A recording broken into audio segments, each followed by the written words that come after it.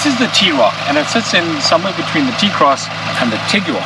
It's built on a Golf MQB platform, and this variant is the 1.4 TSI. This is 110 kilowatts, and it's got some interesting features that I'd like to show you. So around the front of the car, you have quite a wide grille, and the lights are kind of part of the grille run. There's no real differentiator there. But the coolest feature for me is the way they've integrated the indicators around this little fake air vent here, which is quite cool. So as I said, it's built on the Golf platform. This is a compact SUV, and they've tried to kind of give you that off-road feel by adding all these black trim bits around the wheel arches, along the sill over here, and the rear wheel arch.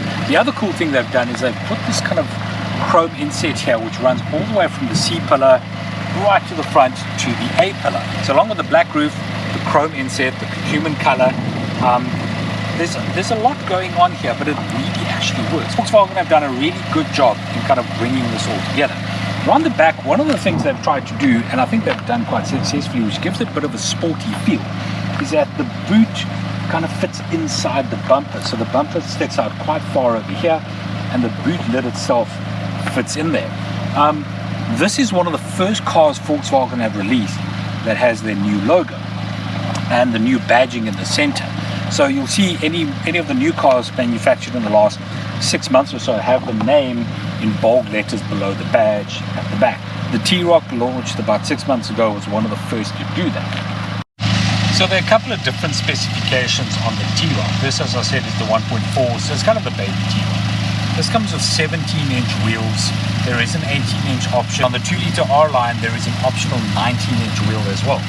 This works really well actually as an off-road vehicle. The rims are smaller, the tires are bigger, you've got a bit more space here, and it works really well. This one does not have 4Motion. The 2-liter has a DSG and 4Motion.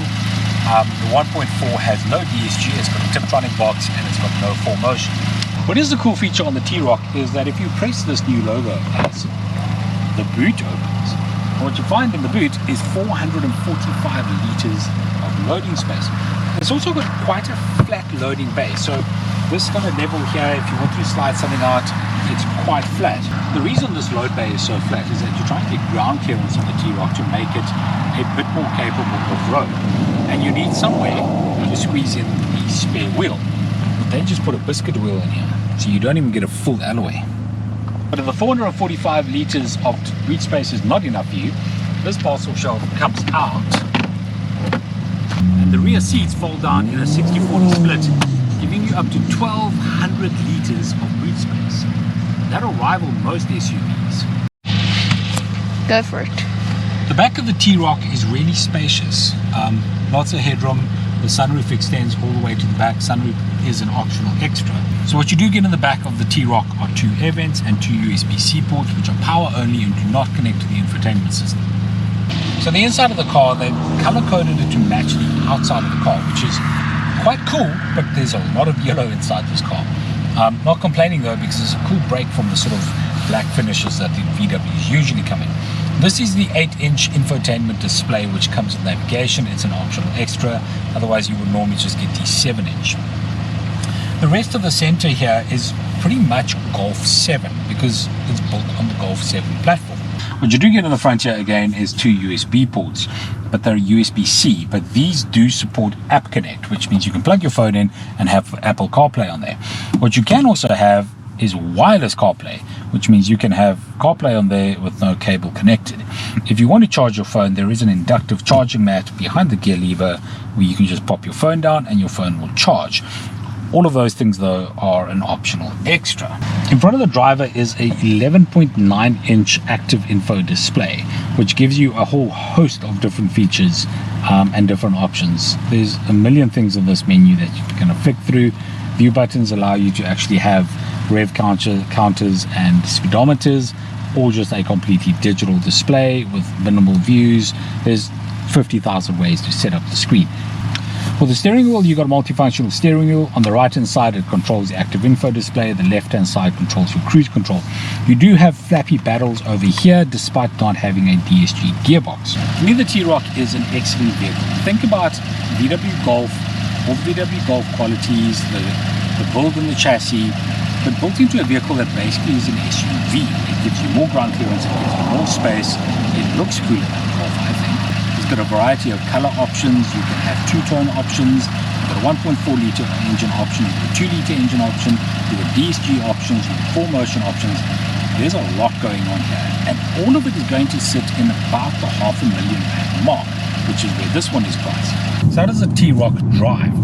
I've driven the 2 litre and it's really good. It produces 140 kilowatts and it goes like the absolute clappers. This is a Volkswagen. It is built by Volkswagen. It has all the Volkswagen qualities. It's built on the same platform as the Golf. So driving, handling is exactly what you would expect from Volkswagen. Nothing more, nothing less. I've picked up a little bit of road noise at speed, sort of 120, 130. There's a little bit coming through the windows, but really not anything to write home about. So we've gone on a bit of a road trip. I've done a couple of 100 kilometers in the car. It's really comfortable to sit in. I found the same with the launch. When we launched the T-Roc and we went on that, drove it for hours, it's comfortable. There's really very little noise inside the cabin.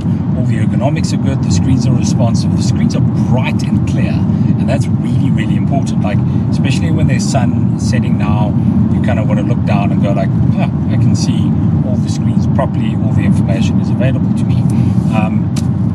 Everything in this car is near perfect. It's typical Volkswagen. They built something and it's just good. The quality of the materials is good. The ride comfort is good. It's not bumpy, it's not shaky. It's just absolutely fantastic. One of the highlights for me in this T-Roc, and it is an optional extra, is the Beats sound system. It's really good. It's not Harman Kardon level, but it's way better than any kind of standard system that gets put into a car.